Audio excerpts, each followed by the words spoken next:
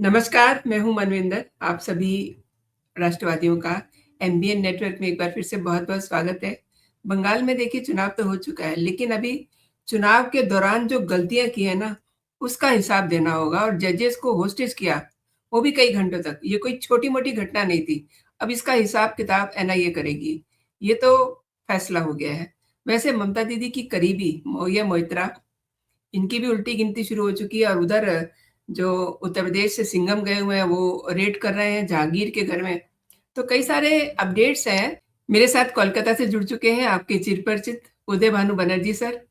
Sir बहुत-बहुत स्वागत है आपका। नमस्कार। नमस्कार मैडम, आपको और आपको सारे दर्शकों को भी। सर, चुनाव के बाद दीदी कैसा फ़ील कर रही हैं अब? एक उनका बड़ा गुस्से से तमतमाया हुआ वीडियो आया। आपको क्या लगता है इसमें दीदी का कोई ड्रामा है या कोई विक्टिम कार्ड खेलने वाली हैं? क्या देख पा रहे हैं? क्योंकि आपके पास मुझे पता है आज बहुत सारे अपडेट्स हैं। जी। आज के अपडेट्स जो है, मतलब आपको जो प्रिंट मीडिया या जो टीवी चैनल्स में जो दिख रहा है, वो तो जो सामने खबर आ रहा है, खबर के पीछे एक खबर होते हैं जिससे वो स्टोरी जो है, देखिए कि ये सारे टीवी चैनल्स में और प्रिंट मीडिया में पीछे के कहानी नहीं बताते हैं। जो हेडलाइंस होता है बस लोगों को उसी को अट्रैक्ट करने के लिए होता है। आज मैं दिन भर बाहर ही था, आपको मैं बता रहा हूँ, बहुत लोगों से बात की। उसमें आम आदमी, कुछ पुराने फौज के आदमी, और पता कर रहा था जो क्या माहौल क्या है, एक एक आदमी क्या सोच रहा है, क्योंकि इलेक्शन तो खत्म हो चुकी है और करीब 48 आवर्स हो गया। लेकिन पहली चीज जो सबको दिख रहा है वह है इलेक्शन कमीशन इलेक्शन के बाद और भी सख्त हो गए। इसका दो कारण है। ऑब्वियसली सबको मालूम है कि पोस्ट पोल वायलेंस के लिए सरकार बहुत चिंतित है, सारे देश चिंतित है, क्योंकि वेस्ट बंगाल का जो इतिहास है वो अच्छा नहीं है, बहुत जाने जाती है, बहुत सारे वायलेंस होता है, घर घर परिवार बिल्कुल खत्म हो जाते हैं, बहुत रेप केसेस होते हैं। तो इसको लिए इलेक्शन कमीशन, मैं आपको कल बताया थे, जो काउंटिंग में बड़े सख्त इन्होंने रुख लिया है। जो काउंटिंग स्टेशन में जो सेंटर्स है वो सारे सरकारी अधिकारियों को, केंद्रीय सरकारी अधिकारियों को दिया। अब जैसे दिन शुरू होते हैं दीदी का, तो सवेरे सवेरे आज 10:30 बजे एक याचिका लगाई इन्होंने कलकत्ता हाईकोर्ट में, जो ये केंद्रीय सरकार के क्यों अधिकारी दे रहे हैं, क्योंकि अभी तक तो इतने साल से जो स्टेट गवर्नमेंट का जो एम्प्लॉयज है, जो सरकारी के जो कर्मचारी है, उनको काउंटिंग स्टेशन में देते थे। अब इसके पीछे का कहानी तो सबको मालूम है, क्यों इलेक्शन कमीशन, और वही तार जुड़ता है आईपैक के साथ।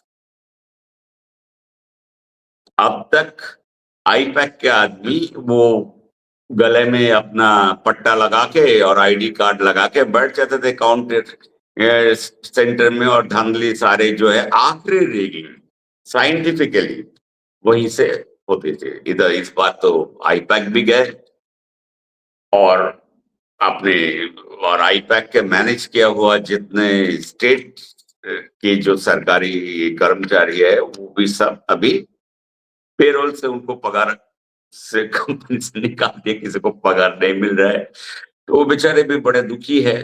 तो क्या करे, सब मिलजुल के जो है सरकार के पैसे से, टैक्स पेयर के पैसे से पहुंच गए कलकत्ता हाईकोर्ट। मैडम, डेली जो है 10:30 बजे इनकी तरफ से एक याचिका दायर होता है हाईकोर्ट में, और 1-1.5 मतलब हाईकोर्ट का जो लंच टाइम है उससे पहले जजमेंट आ जाता है, और एक ही लाइन का जजमेंट, केस डिसमिस्ड। तो ये सिलसिला पिछले 10 दिन करीब यही डेली यही होता है, ठीक है। अभी तो इलेक्शन वगैरह हो गया, तो अभी सुप्रीम कोर्ट का जब से अपना चीफ जस्टिस साहब ने बताया, जो आप लोग सोचते हैं कि सिर्फ हम कोर्ट खोल दे आपके लिए और आपका कंप्लेंट सुनने के लिए और आपका पिटीशन जमा करने के लिए, और हमारे पास कोई काम नहीं है, तब से वो सुप्रीम कोर्ट का शायद है भी। तो हमारा कि सिब्बल साहब, सिंघवी साहब, मेनका गुड़ साहब, इन लोगों का थोड़ा कमाई में थोड़ा सा खटास तो होता ही है। इतना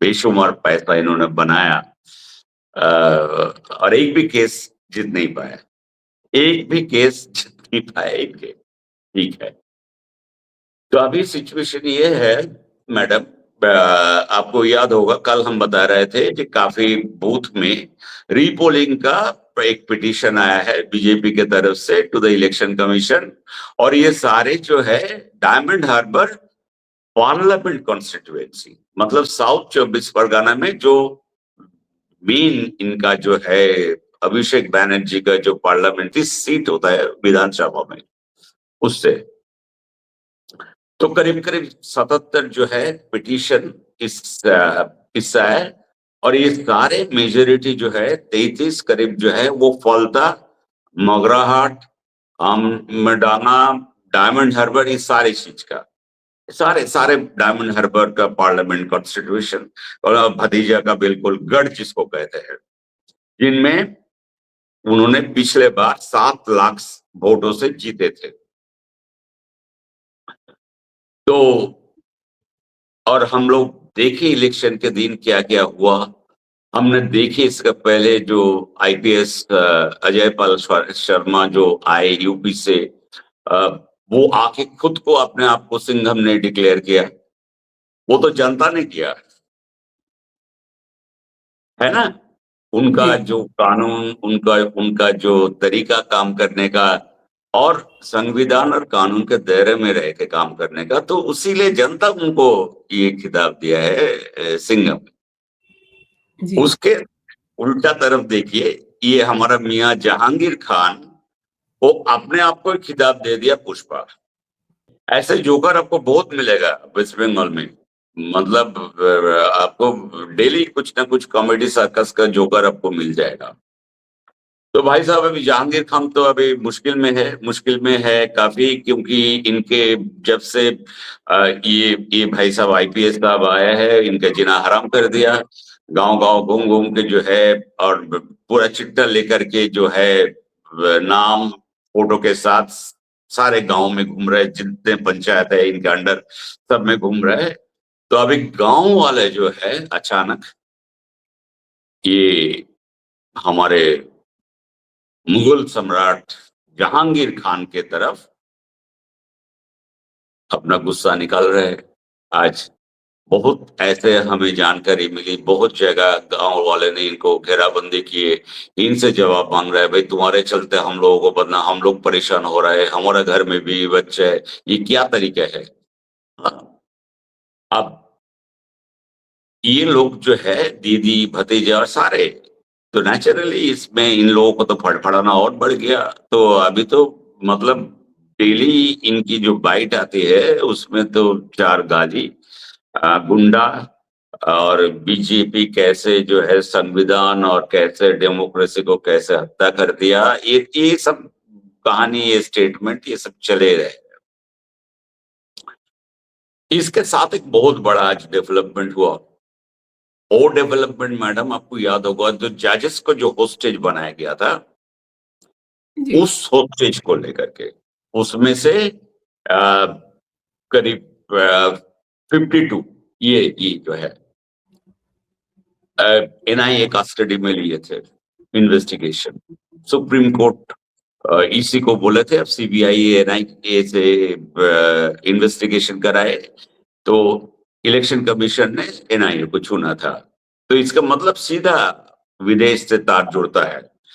एनआईए डोमेस्टिक इन्वेस्टिगेशन में बहुत कम, बहुत मतलब बहुत बड़ा बॉम्ब ब्लास्ट हो गया या कुछ, ये जैसे आपका दिल्ली जो ये डॉक्टर साहब का जो खुरापाती दिमाग में जो कार बॉम्ब हुआ अभी 4-5 बार, उस सब में ना ये आते हैं या कश्मीर में आते हैं, लेकिन एनआईए का मेन फोकस एरिया है इंटरनेशनल कनेक्शन, जो हमारे भारत को अगेंस्ट में जो लोग जो तक काम कर रहे हैं देश को बर्बाद करने में। तो उस केस का आज एनआईए कोर्ट में इन लोगों को पेशी हुई और 10 मिनट के अंदर सारे बिल रिजेक्ट। बिल इसीलिए रिजेक्ट हुए क्योंकि कोर्ट में तो उसमें एक्सप्लेनेशन, एक कारण भी आता है, भले ही वो 2 लाइन का है, 2 लाइन का आया, इनके इन्वेस्टिगेशंस अभी भी चल रहे हैं और सस्पेक्ट जितने हैं इनके बाहर के साथ कई समझौत कर जांच हो रहे हैं और पैसा का लेन देन, फॉरेन फंड्स का लेन देन, ये सब जांच हो रही है। तो बिल रिजेक्ट हो गया। उधर से इलेक्शन कमीशन दिल्ली से जो वेस्ट बंगाल इलेक्शन का चीफ ऑब्जर्वर जो है, election observer Subrata Gupta, actually West Bengal के ये वायलेंस फ्री इलेक्शन जो हम लोग देखे 2 फेज में, इनमें ये आईएएस ऑफिसर सुब्रता गुप्ता का बहुत बहुत बड़ा इनका इसमें योगदान है। इनको बोला अब जाके साइट में जाके जहां पे ये सारे ये टेम्परिंग, पोलिंग और ये रीपोलिंग का डिमांडर है, उस साइट पे जाके आप खुद इन्वेस्टिगेट कीजिए और सारे ईवीएम को फॉरेंसिक में भेज दीजिए। तो सारे ईवीएम जहां पे वो टेप लगा था और कहीं पे ईथर, कहीं पे वेस्लिन, ये सब लगाया गया था, वो भाई साहब सारे अभी तो फॉरेंसिक में है। उसका रिपोर्ट ज्यादा आज के दिन में लेबोरेटरी हमारे यहाँ इतना अपग्रेडेड हो गया है, मतलब 24 घंटे से पहले ही सारे रिपोर्ट आ जाते हैं, इतना टाइम नहीं लगता है। और सुब्रता गुप्ता साहब दिन भर जो है डायमंड हार्बर का कॉन्स्टिट्यूएंसी, मतलब भतीजा का पूरा एरिया पार्लियामेंट कॉन्स्टिट्यूएंसी, और वो एक छोटा मोटा कॉन्स्टिट्यूएंसी नहीं है, इसमें जो है सुंदरबन के पूरी इलाका आता है जहाँ पे नदी, समुंदर, ये सारे सब कुछ है। सब जानते हैं सुंदरबन क्या है। तो इन्होंने आज से दौरा शुरू किया, हमको लगता है आज और कल के अंदर ये सारे हो जाएगा। जहांगीर मियाँ का जो असेंबली सीट है फलता, उनमें से 18 जो बूथ, टोटल 31 कॉन्स्टिट्यूएंसी में 18 जो है पोलिंग बूथ को इन्होंने क्लियरेंस दिया है ऑलरेडी। 13 जांच चल रही है और इसी 13 ही दिखेगा, साफ सब सब निकलेगा। सही कह रहे हैं सर। और ये जो जजेस को होस्टेज किया है, ये तो इन्हें बहुत महंगा पड़ गया है। तो इसमें कोई छूट नहीं है। मैं तो हमेशा बोलता हूँ, इसमें तो सुप्रीम कोर्ट एक ऐसे जजमेंट देने वाले हैं जो पूरी देश के लिए एक मिसाल खड़ा करेगा। ये कोई छोटी मोटी चीज नहीं है। जिस देश में जजेस का सुरक्षा नहीं मिलता है, तो हमारा आप तो कतार में बहुत पीछे आते हैं।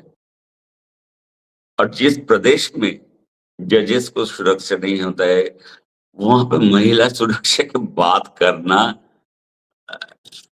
अब सोचिए। और सर देखिए ना, ये कितने फ्रस्ट्रेशन में है, इनका फ्रस्ट्रेशन का लेवल देखिए। इन्होंने, जैसे कि जानकारी आ रही है, आप ऑफ कैमरा बता रहे थे कि आरएसएस के कार्यालय में जाकर के हिंसा की है। This is what. बेहला में आज सवेरे जो है आरएसएस को कार्यालय को तोड़ा फोड़ा गया। वहां के 2 कार्यकर्ता को पूरी तरीके से पीटा गया। और सबसे जो गलत चीज, पीट के इन लोगों को एक जगह पे बंधक बना के छोड़ दिया, क्योंकि बाहर के कोई लोग अगर इनको उठा के हॉस्पिटल ले जाए या डॉक्टर को पास ले जाए, या मतलब कितना बर्बरता आपको सिर्फ यहीं पे मिलेगा। तो इसको लेकर के वो इंटायर बेहाला जो है आज काफी जो है वहां पे छिटपुट और पूरा वहां पे अभी केंद्रीय जो आपका सुरक्षा बल और कलकत्ता पुलिस जो है, लेकिन कलकत्ता पुलिस का जो है रवैया बिल्कुल बदल गया मैडम।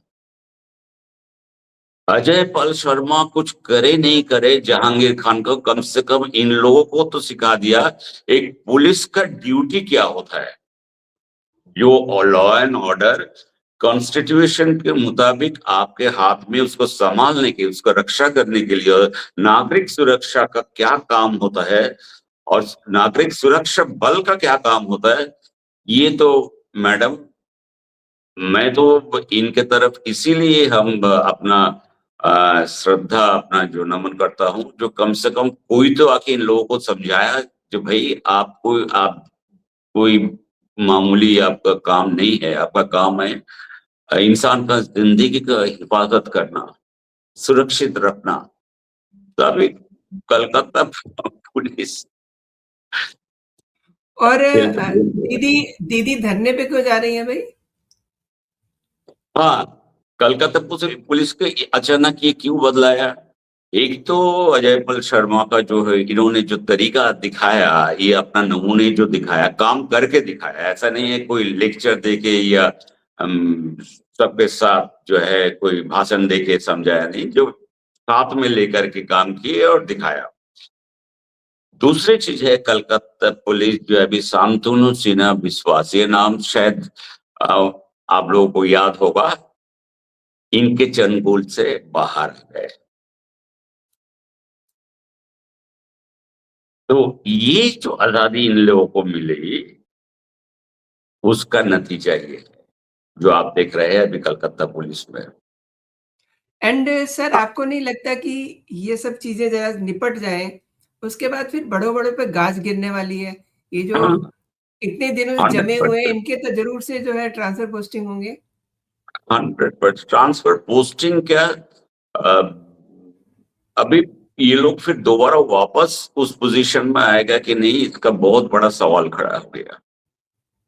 जो लोग ये सारे इन सब के पीछे जो थे इतने साल से, जो एक पूरा रैकेट, पूरा जो है नेक्सस नेटवर्क चला रहा था आईपैक के साथ मिलके, सरकार है कि आईपैक सरकार है कि सरकार आईपैक है, अब तो सब कुछ सामने आ रहा है।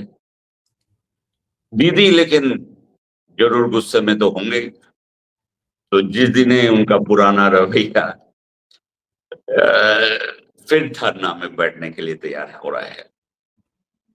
एंड आपको याद होगा कि ये धरना इनका पहला नहीं है, ये कई बार धरने पे बैठी हैं। डिपार्टमेंट इनका होगा, मतलब हेल्थ डिपार्टमेंट इनके पास होगा और ये धरने पे बैठेंगी। गृह मंत्रालय इनके पास है, ये धरने पे बैठेंगी। धरने पे किसके खिलाफ बैठ रही हैं? पता नहीं है, खुद खुद के अगेंस्ट में ही धरने में बैठते होंगे। बड़ी बात क्या है मैडम, एक चीज आप सोचिए, Mamata Banerjee as a opposition leader, जब ये ऑपोजिशन लीडर थी और जिस हिसाब से इनका धरना, इनका आंदोलन, ये सब कुछ हम लोग देखे सड़क पे किए थे लेफ्ट फ्रंट का, उसके बाद 15 साल में ये अपने आप को बदल नहीं कर सके। She is a very good, बहुत बड़ी ऑपोजिशन लीडर है, ऐसा ही ऑपोजिशन लीडर होना चाहिए। लेकिन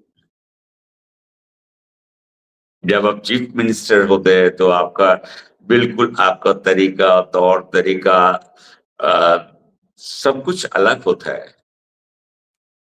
तब आपको हमेशा प्रोग्रेस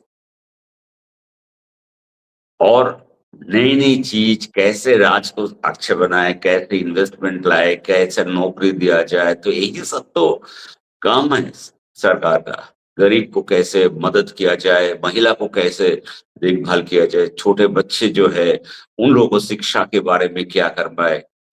लेकिन वो अभी भी जो है वही कपड़े में बैठे हैं। मतलब वो ऑपोजिशन लीडर का जो कोट होता था उसको उतार के उन्होंने रखे नहीं, वो कोट पहन के अभी भी वो चीफ मिनिस्टर के कुर्सी में बैठे हैं। ऑपोजिशन में क्या उनका स्टेटस होता है, ये भी देखने वाली बात है ना। लेकिन उसके पहले तो कोट को तो ड्राई क्लीनिंग करना पड़ेगा ना मैम। वो तो ये अब आज से धरने पे बैठने जा रही है ना, तो कोर्ट तो ड्राई क्लीन हो गया इनका। नहीं, ड्राई क्लिक तो होगा, 4 तारीख को हो जाएगा ना। जी, फाइनल तो तभी होगा। जी सर। तो ये मैडम अभी का सिचुएशन है। अभी हम लोग सब बैठे हुए हैं, मतलब इंतजार कर रहे हैं जो ये रिपोलिंग का क्या है सिचुएशंस, और सब अपने अपने तरीके से तो गणित लगा रहे हैं। एक चीज और, एक इंटरेस्टिंग चीज मैं आपको बताना चाहता हूँ। जी। सेकेंड फेज के इलेक्शन में जो नाम जो निकाला गया था 2021 वोटर लिस्ट से, वो था 55 लाख।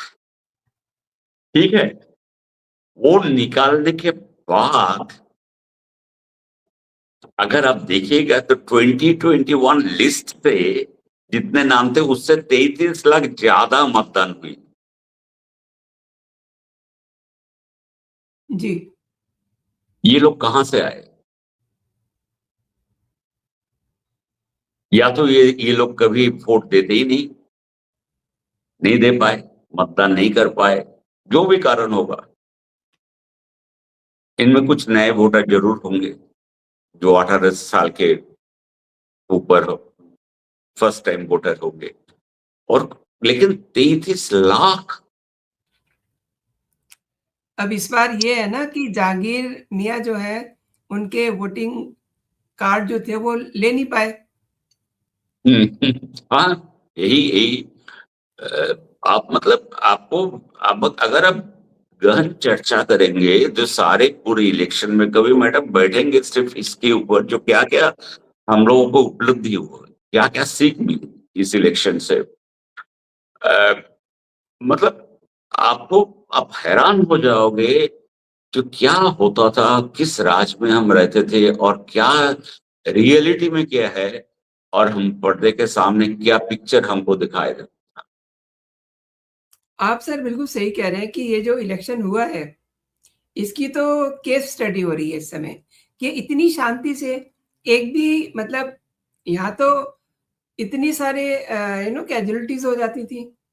इस बार देखिए क्या बम्पर वोटिंग हुई है और हम्म। नो कुछ ऐसा कोई हत्या, मर्डर जैसा कुछ नहीं। कुछ और नहीं। ये भी ईश्वर की बड़ी कृपा है। बिल्कुल ईश्वर पर कृपा है। इलेक्शन के दिन जो हुआ वो सिर्फ स्लोगन स्लोगन ही दोनों पार्टी के बीच, जो बहुत नॉर्मल है। हैंड बजा का आवाज जब तक सुनाई नहीं देता तब तक लगता नहीं कोई बारात जा रहा है। वैसे इलेक्शन के दिन अगर स्लोगन ही नहीं होगी तो कैसे पता चलेगा इलेक्शन चल रहा है? तो ये बहुत मामूली सा नॉर्मल सी चीज है, लेकिन इसमें वो सबसे बड़ा जो मुद्दा निकल के है वो है फलता और जहांगीर खान का जो है तौर तरीके, जिससे पूरे पोल पट्टी। अच्छा, आपको और एक चीज मैं आपको बताता हूँ। हमारा जी। जो नया लीडर जो देश में उभर के आए, प्रशांत किशोर जी, आईपैक का जो, अब दो बातें उनके बारे में भी हमें पता चला तो बता दे आपको, दर्शकों को। भाई साहब जो है इतने साल तक भवानीपुर का वोटर थे, ओह! दीदी का कॉन्स्टिट्यूएंसी का वोटर थे, और उनका वोटर आईडी उसमें एड्रेस है भवानीपुर में जो तृणमूल कांग्रेस का जो कार्यालय है उसका एड्रेस। गज़ब! और ये चीज पकड़ में आई जब बिहार में एसआईआर हुआ, और उसके बाद वेस्ट बंगाल में जब एसआईआर शुरू हुई तब पता चला।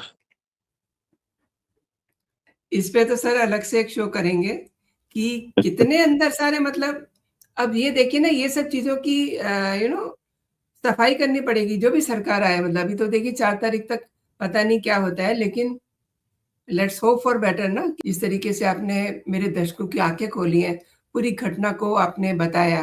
मेरे लिए आपने जो समय निकाला, मेरे शो के लिए समय निकाला, आपका बहुत-बहुत धन्यवाद। जय हिंद, जय भारत। जय हिंद मैडम।